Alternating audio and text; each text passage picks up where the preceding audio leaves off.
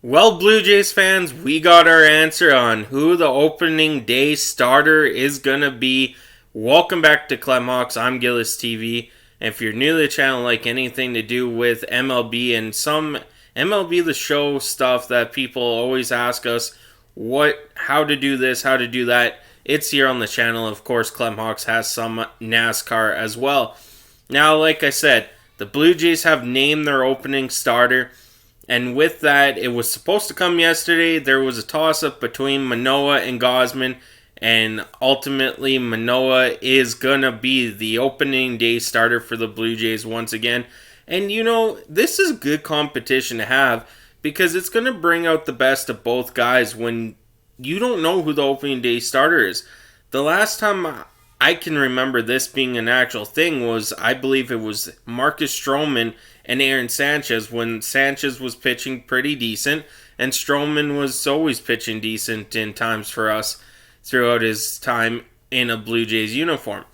So having this friendly competition really helps out the Blue Jays in a sense of, hey, go out there, show us what you got, and we'll make a decision.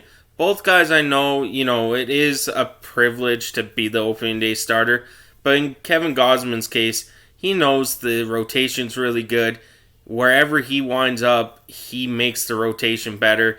And having him and Manoah as the 1-2 punch, and then you throw in Barrios in there and Chris Bassett, it's a really good combination to what they have.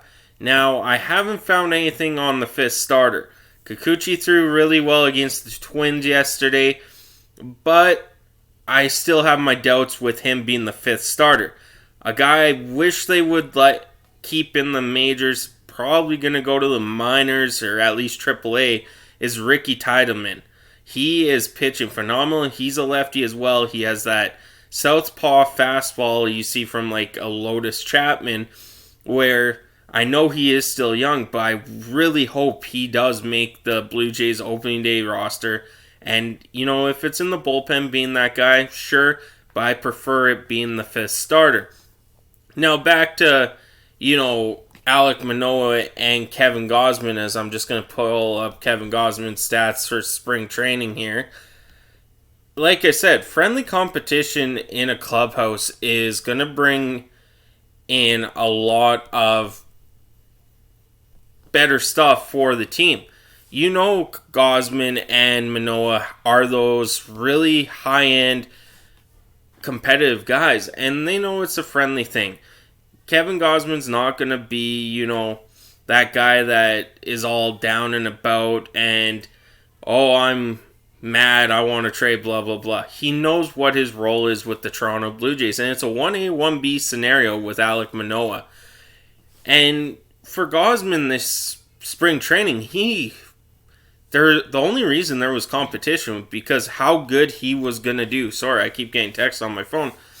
He's played in 4 spring training games this year, going 1-0 with a 0 ERA in 13.2 innings.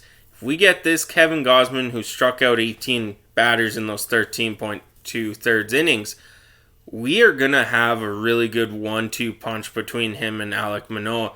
He was really good for the Blue Jays last year. He had a 12-10 record with a 3.35 ERA. I get that. But, that record was because the Blue Jays hitting slumps at times when he was pitching was, he was always going against the best of the best on other teams, and that's just the way the rotation worked for him and the Toronto Blue Jays. So having that record, I don't really look at that. I look at the ERA, the innings pitched. He was at 174 innings last season in 31 games. And the guy had a better ERA than what his career averages. And you look even at his career, he's 76 and 82. Yes, that's from the teams he's played on. Yes, run support seems to be the issue when it comes to Kevin Gausman. But the Blue Jays tried to go out and fix that with some of their swagger going out the door and retiring the home run jacket, which I was personally a fan of because it brought some attitude to the team. But for Alek Manoah, he's played in 4 games this spring training, going 1-2. Again, Manoah's starts have been more half and half with just random minor leaguers trying to prove that they belong in a higher division or in the MLB. He has a 3.77 ERA and 14.1 thirds innings pitched and 15 strikeouts. He was in the Cy Young conversation last season, going 16-7 with a 2.24 ERA, and he was only 3.1 innings away from 200 innings pitched. So with this competition between those two guys, they respect each other, and Alek Manoah has deserved it. He's come up through the Blue Jays organization. He was the 11th round pick in 2019, or 11th overall pick, and he's proved why the Jays have went out and got him for the time being. So that is it for me today. I can't drag this video out any more longer, but let me know what you guys think about the 5th starter, because I think Ricky Tiedemann should be in consideration for that 5th spot. I watched Nate Pearson pitch the 9th inning yesterday against the Twins. Looked a bit shaky, but it's just his command. Once he gets his command down, hopefully he could be a really good asset for the Blue Jays. And Kikuchi, solid yesterday, but that's what we said last year as well. So there is that. Actually, let's go look into Kikuchi here quickly before we air off here. Is there any more?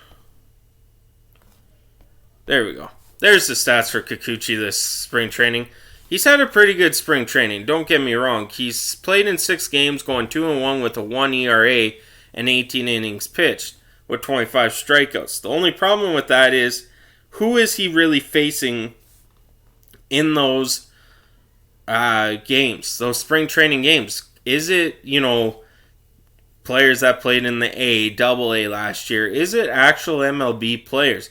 Some of it was, but he's having a good spring training. So I could see why John Snyder would say, hey, Kikuchi's our 5th starter.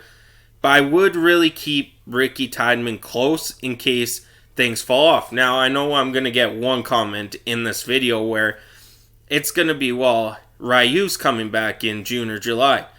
That's great and all, but by the time he actually gets off the injured reserve, does his conditioning stint in the minors, gets the doctor's approval to go back full time, we're probably looking at the end of July at that point, end of June. So if it's the end of July, you're going to need someone to fill in that 5th spot. And, Kikuchi has shown he can do it so far this year. But then again, that's what he showed us last spring training too.